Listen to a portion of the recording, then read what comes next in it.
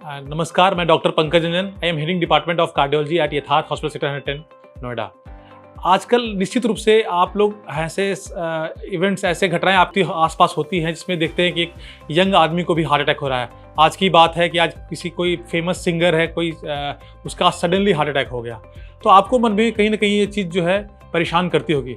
तो मैं बताना चाहता हूं कि अगर देखा जाए तो इसके तो बहुत कारण हैं, लेकिन मेन हार्ट की बीमारियां जो यंगस्टर्स में बढ़ रही हैं, इसके 3 बेसिक कॉज हैं। पहला कॉज है पुअर लाइफस्टाइल, मतलब कि आपका एक्टिविटी बहुत कम हो गया, फिजिकल एक्टिविटी आपकी बहुत कम हो गई है। जहां मौका मिलता है आप कोशिश करते हैं कि आप कुछ मैकेनाइज ट्रैवल करते हैं, मोटराइज ट्रैवल करते हैं, कोशिश करते हैं कि कार से जाएँ, लिफ्ट का प्रयोग करें। एक तो पहला कारण ये है। दूसरा कारण कि आपका खान पान बहुत चेंज हो चुका है। पहले हम प्रीफर करते थे ग्रीन वेजिटेबल्स, फाइबर्स, लेकिन आजकल प्रीफर करते हैं फास्ट फूड। ये भी एक कहीं ना कहीं बहुत इंपॉर्टेंट कारण है हार्ट की बीमारियां बढ़ने का। और जो सबसे इंपॉर्टेंट कारण है जो कि अक्सर मिस होता है वो है स्ट्रेस। आजकल लोगों को बहुत कम समय में बहुत कुछ चाहिए, तो ये कहीं ना कहीं अननेसेसरी स्ट्रेस क्रिएट करता है और ये आपके लाइफस्टाइल को हैम्पर करता है, आपकी नींद को अफेक्ट करता है और इस तरह से आपका जो पूरा बॉडी है उसका एक इक्विलिब्रियम लूज करते हैं आप।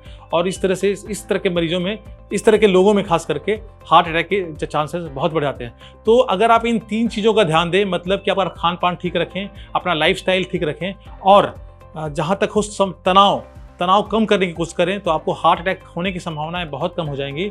और तनाव कम होने से मतलब है कि ऐसा देखिए, तनाव तो रोजमर्रा के लाइफ का पार्ट है।